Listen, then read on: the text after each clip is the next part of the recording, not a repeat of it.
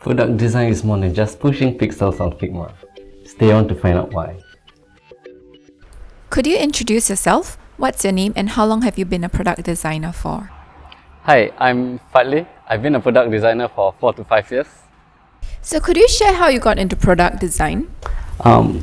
So I didn't really enjoy my academic days of being a network engineer. Then it just got me into dabble into front-end engineering a lot, and that brought me on to my first dismissal of the company, where I actually failed to be a software engineer or software designer, which is, I think it's a blessing in disguise. That brought me on to do a lot of soul searching in travel, backpacking and stuff, and that's where I actually met a lady in a co-working space in Canggu, Bali, where she actually pushed pixels on Figma, and that actually piqued my intrigue to how does someone actually make money out of that. And she introduced me to the world of UX, and ever since then on I put myself through courses and stuff. You mentioned you had a career change. How did you manage to convince your first company to take a chance on you? Was there something special on your resume? Nah, I think my resume has honestly, my first resume has been a shitty one. There's nothing special on that resume, but I was torn in between two companies who got back to me, but only one of them offered me with a low paying job. Of course, I didn't want it because of their salary wise, but I would only go for them if they were to send me to a professional UX education, like a diploma or something like that, and hence I go for it. Oh wow, so they offered you the chance to learn UI UX design professionally. That's amazing that a company was willing to invest in you to help you grow. Yeah, I would say that, and I would encourage most companies to do the same, to send their employees or anyone in the creative sector to go for short courses, see to how they can upskill themselves. Even now as an experienced designer, is that something you're still doing constantly to upgrade yourself? I think, yeah, it's a must. I think technology has always been changing. Now we got the moves and waves of AI. That's something new to us. So yeah, there's always a chance for us to grow in that field, or maybe to learn our soft skill, to expand on the UX design portion, to understand research. Yeah.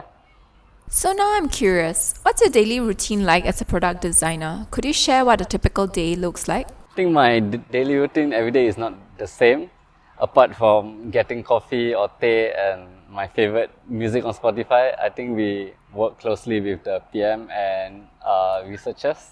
I would say in the morning I would just like plan out my design sprint and deliverables, and then the first thing I would go is always my PM, as we work closely with them to like design based on insights. What's the most enjoyable aspect of being a product designer for you? I think as a designer, to see your product out live in the public hands, to know that your hard work is actually being paid off, as well as to receive valuable feedback, be it good or bad. I think that's wholesome.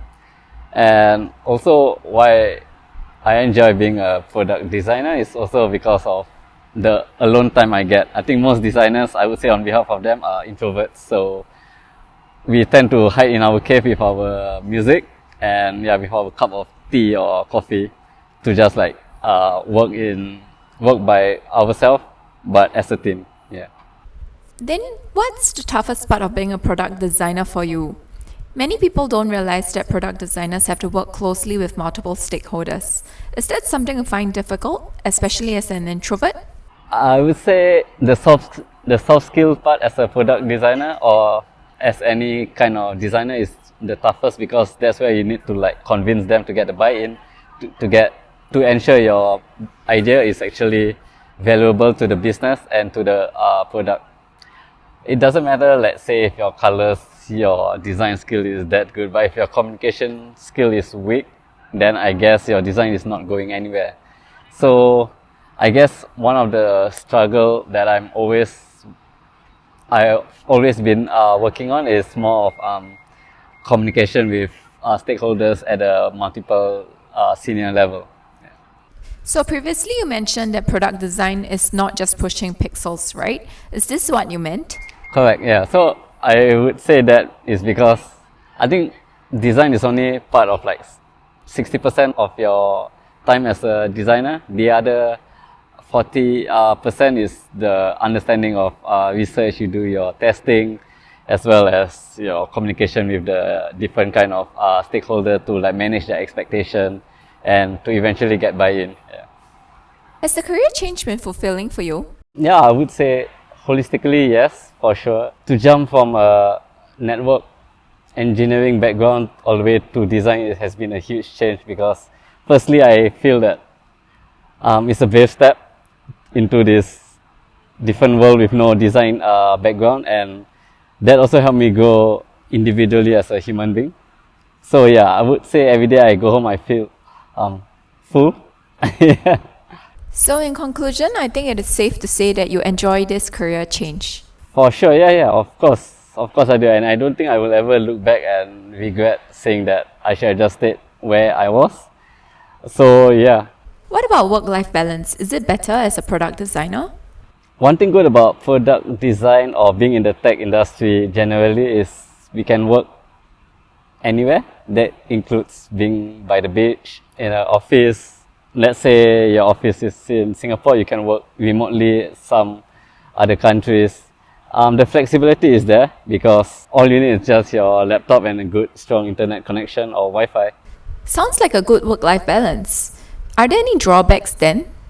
I think you have to earn the trust to actually do such thing like work remotely for a long period of time. And I feel that trust is not easy to be earned. So it will take time, but I would also say that there are people who abuse those trusts. So I feel that that's where you need to grow more outside of a designer and more of a human being. So yeah, it's more of a learning process individually. Definitely. Do you have any advice for aspiring designers out there on what they should work on when they're trying to apply for a job as a product designer? One thing I always look out for in a junior designer is not about their design skills, but more of their culture, how they interact with the people around them, and how they actually receive feedback, how they put their ego aside, and how they actually give feedback. Wise words. Thank you so much, Fad, for sharing your experience and career change as a product designer with us, and wishing you all the best in your career. Till the next time, bye!